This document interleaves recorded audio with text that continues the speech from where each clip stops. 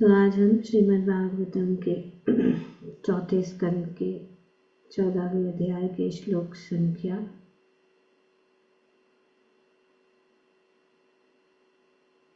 34 है, 34 34 से लेके 37 तक पढ़ रहे हैं और उसको समझने की कोशिश कर रहे हैं।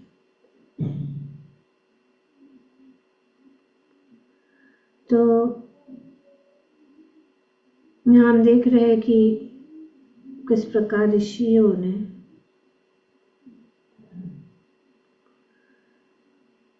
अपने छिपे क्रोध, क्योंकि वे पहले से ही क्रोधित थे, पहले से ही वे जो इन ऋषि महाराजा वेन से वे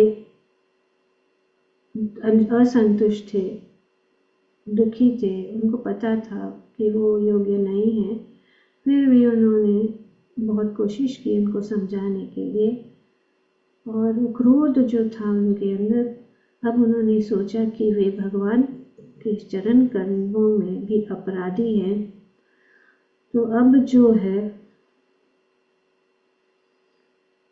उनका मृत्यु निश्चित है। तो उन्होंने जो है उनको मार डाला। कैसे डाला, कैसे मार डाला?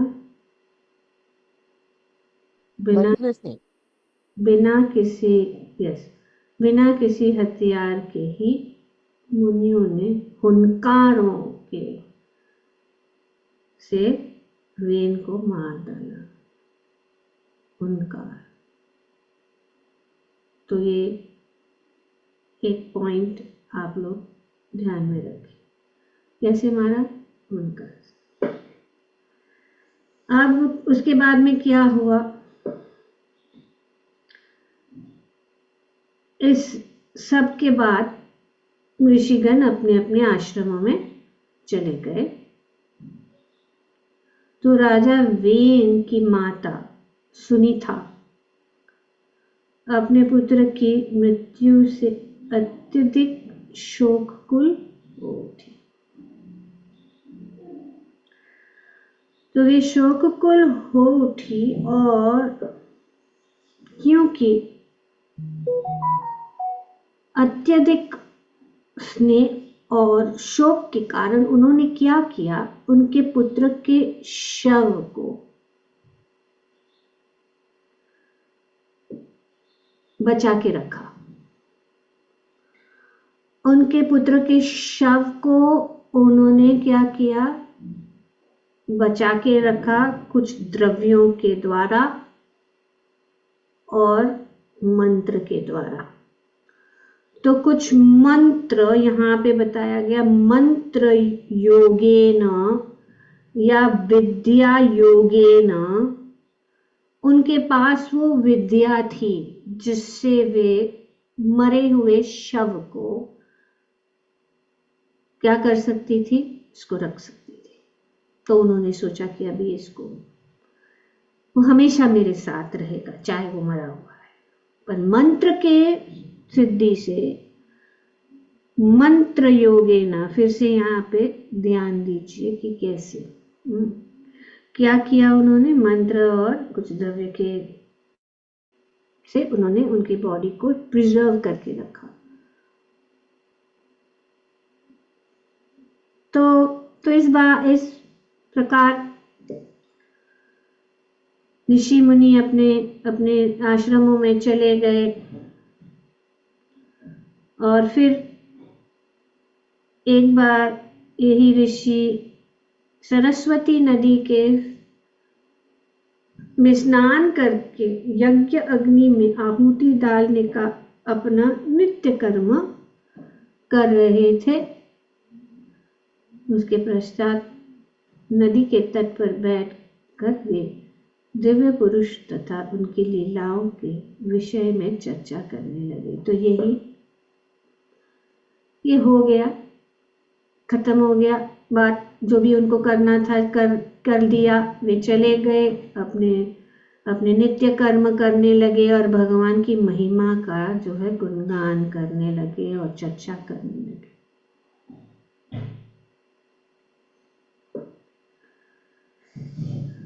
तो अभी राजा नहीं रहा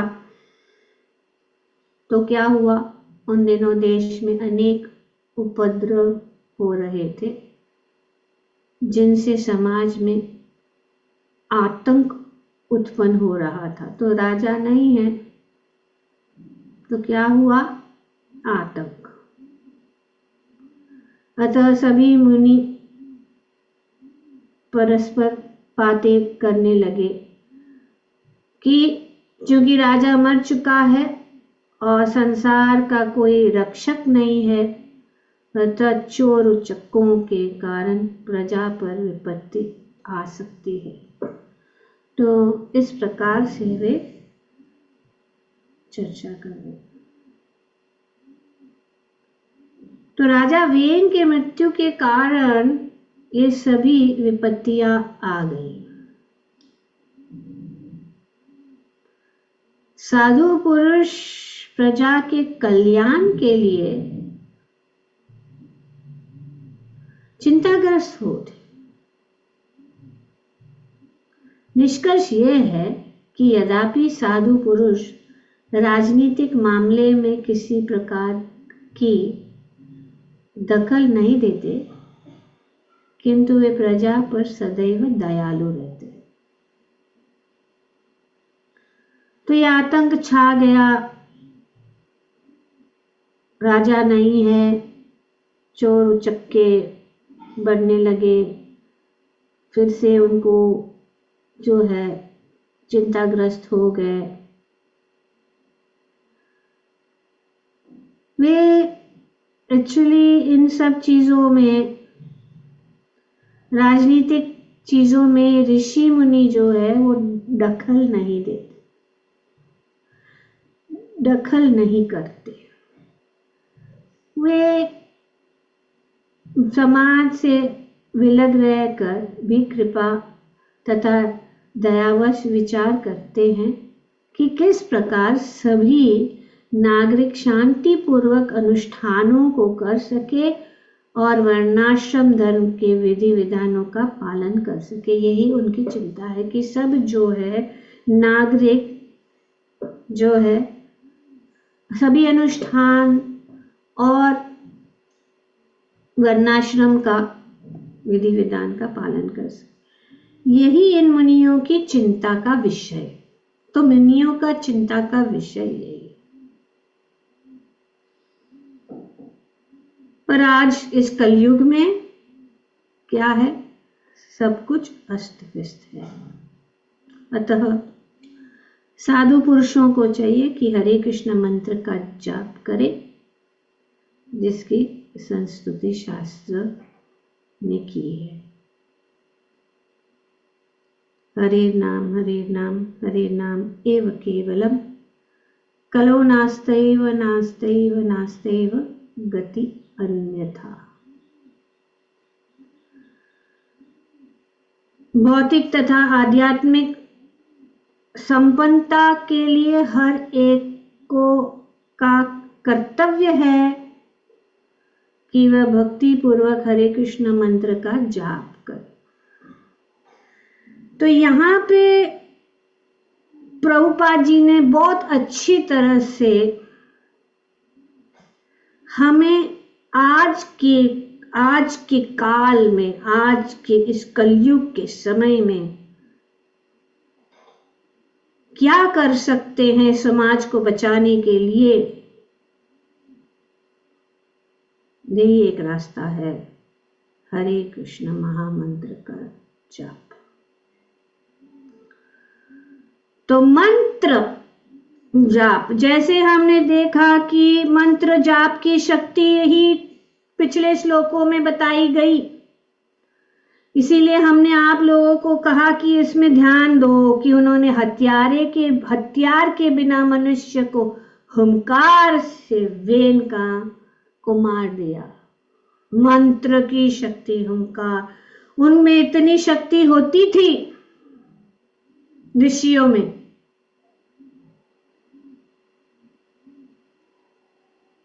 कि उससे उनको कोई हथियार की जरूरत नहीं, मंत्र के बल पे।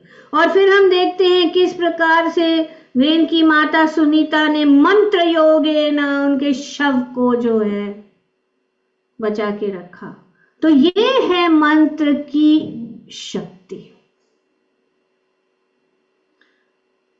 तो इसीलिए भगवान कहते हैं, जब भगवान श्री चैतन्य महाप्रभु कहते हैं नाम नामकारी बहुधा निज सर्वशक्ति,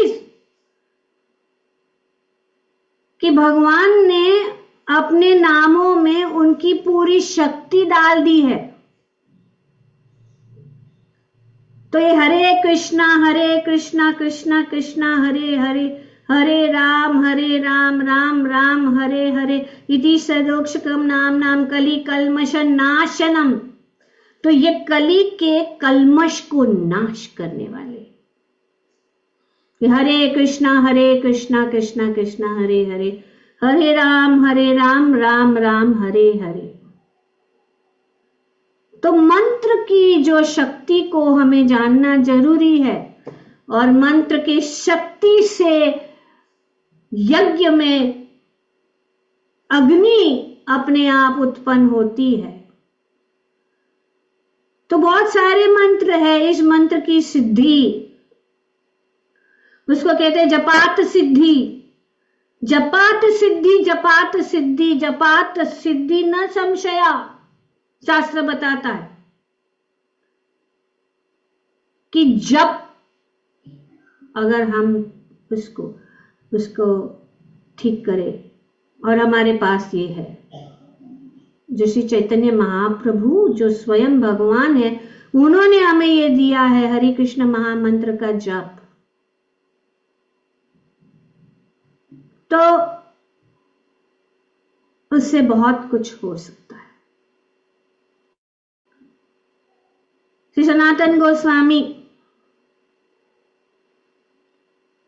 अपने हरि भक्ति विलास में बताते हैं कि न नाम सदृशम ज्ञानम, नाम सदृशम ज्ञानम, न नाम सदृशम व्रतम, न नाम सदृशम ध्यानम, न नाम सदृशम फलम, न नाम सदृशम त्यागो, न नाम सदृशम समा, न नाम सदृशम पुण्य, न नाम सदृशम गति। कि नाम हरि नाम, न नाम सदृशम ज्ञानम, कि हरि नाम का जैसा कोई भी ज्ञान नहीं है। हरि नाम से, हरि नाम सदृशम व्रतम, हरि नाम का जाप से कोई भी बड़ा व्रत नहीं है। न नाम सदृशम ध्यानम, हरि नाम के सिवाय सबसे बड़ा ध्यान नहीं हो सकता। कोई भी ऐसा ध्यान नहीं है जो हरि नाम से बढ़कर है। सबसे बढ़कर जो ध्यान है वो हरि नाम का ध्यान है। न नाम सदृशम फलम, कोई भी ऐसा फल नहीं प्राप्त हो सकता जितना हरि नाम के जाप से हो सकता है। हरि नाम से जाप से सबसे बड़ा फल प्राप्त कर सकते हैं। तो इसीलिए न नाम सदृशम फलम, न नाम सदृशम त्यागो,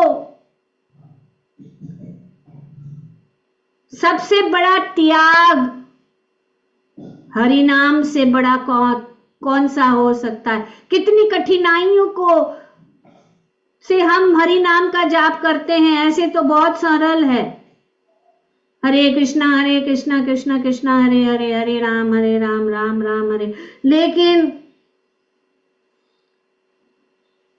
कितना कष्ट है उसको जाप करने के लिए, कितना त्याग करना पड़ता है। आज के कलयुग में इतना सरल चीज भी जो है दुर्दैव नहीं जाने ना अनुराग, तो यही है। फिर भी भगवान कहते हैं इसका नाम में मैंने शक्ति डाली है, इसके ऊपर हमारा विश्वास होना है। अभी हम देखते हैं कि किस प्रकार से न नाम सदृश क्षमा, हम अपनी इंद्रियों को संयमित करने की जो विधि है, हरि नाम ही एक रास्ता है। हरि नाम जैसा कोई भी ऐसा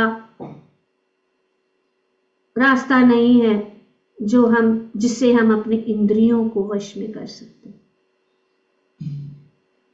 न नाम सदृशम पुण्यम, कोई भी पुण्य उससे बड़ा नहीं। कोई पुण्य करने की जरूरत नहीं है अगर हम जो है भगवान का नाम ले रहे। और न नाम सदृशम गति, परम गति को प्राप्त करने की जो विधि है, हरि नाम से ऊंचा कोई नहीं है। तो हरि नाम की यहाँ पे जो आदि पुराण में भगवान श्री कृष्ण अर्जुन को बताते,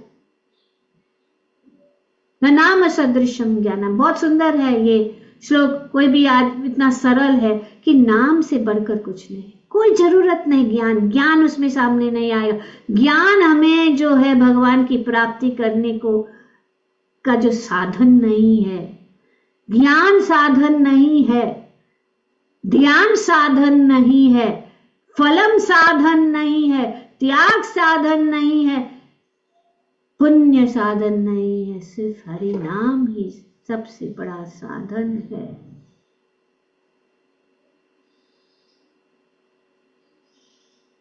हरि नाम को हमें परफेक्ट करना है। पुराण में भगवान कहते हैं नमेव परमं मुक्ति, परम मुक्ति नमेव परम गति, नमेव परम शांति, नामेव परम भक्ति, नामेव परम मति, नामेव परमं स्मृति, नामेव परमं जन्तु, नामेव पर प्रभुरेव च, नामेव परम राध्यम, नामेव परमो गुरु। नामेव ही, ये नाम ही परम मुक्ति है।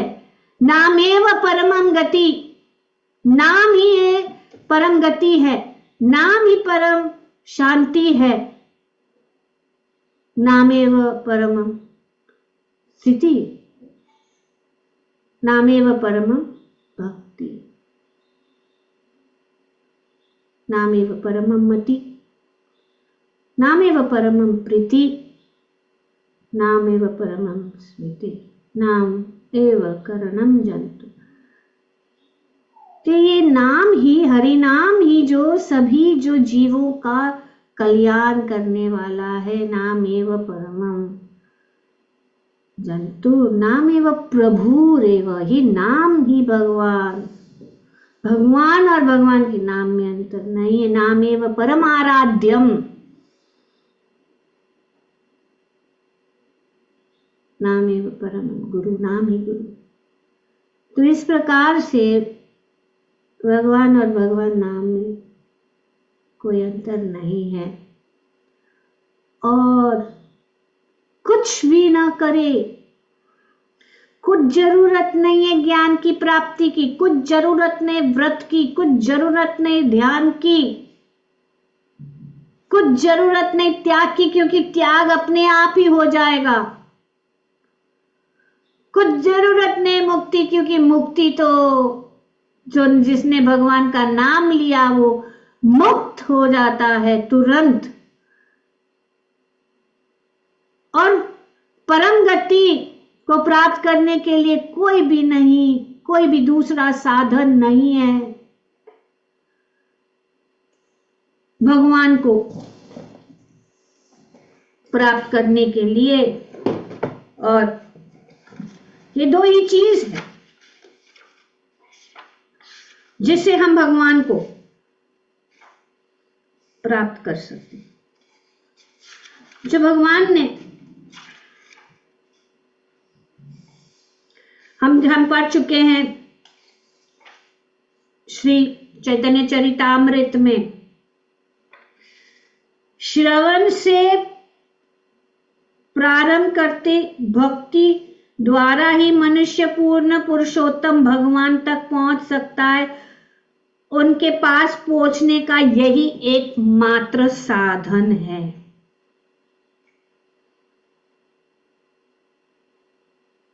श्री चैतन्य महाप्रभु बनारस में सभी जो जितने भी मायावादी सन्यासी वहां पे बनारस में बैठे थे, हजारों, उनके सामने ये श्रवण और कीर्तन, ये 3 चीजें हैं,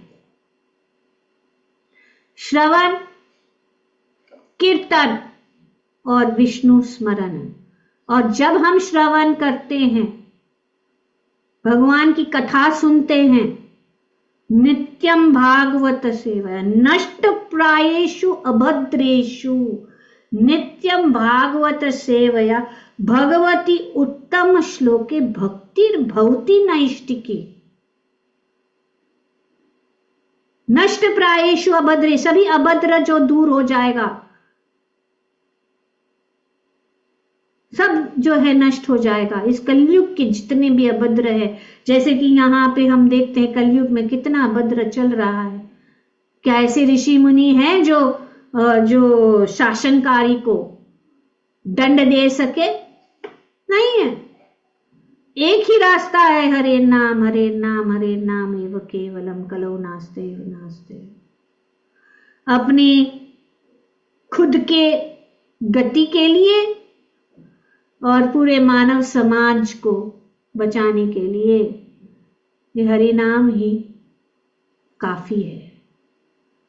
जितना हम जगह जगह जाएंगे हरि नाम करेंगे, पर हम जो है जब कीर्तन करते हैं तो हमें उसमें विश्वास नहीं है।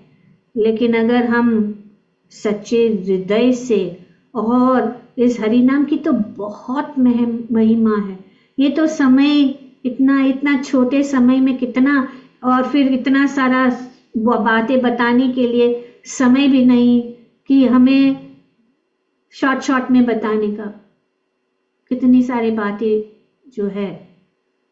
पर ये मुख्य बात यही है कि हम देख चुके हैं कि मंत्र का शक्ति, मंत्र की शक्ति से क्या कुछ नहीं प्राप्त किया जा सकता है, और मंत्र की शक्ति से भगवान को प्राप्ति हो सकती है। जो भगवान ने हमें ये बहुत ही दयालु महावदन्याय कृष्ण प्रेम प्रदायते कि श्री चैतन्य महाप्रभु ने बिना सोचे सबके लिए ये जो बहुत ही गुह्य बात है, ये हरे कृष्ण महामंत्र बहुत गुह्य है, उन्होंने खोल के सबको दे दिया। ये सिर्फ ब्राह्मणों के लिए था, ये उच्चारण कोई दूसरे नहीं कर सकते। अब ये इसीलिए तो हम इतना बल दे रहे कि हरि नाम की महिमा, भगवान नाम में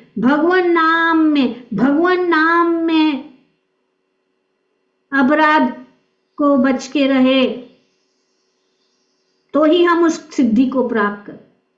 3 चीजें बहुत जरूरी है। हमें महात्मा ने बताया है क्या, हमें जो है अपने आप को बहुत छोटा समझना, पहली बात। दूसरी बात सहिष्णु, और तीसरी बात यह है कि हमें हमेशा दूसरों को मान देने के लिए तैयार होना चाहिए। तृणादपि सुनिचेन तरोरपि सहिष्णुना आमानीना मान देना कीर्तनिया सदा Hari. What is that? The meaning में क्या बताते हैं? One should chant the holy name of the Lord in a humble state of mind, considering oneself to be lower than a grass and more tolerant than a tree, and should be ready to offer respect to everyone. In that state of mind, one can chant the holy name of the Lord constantly.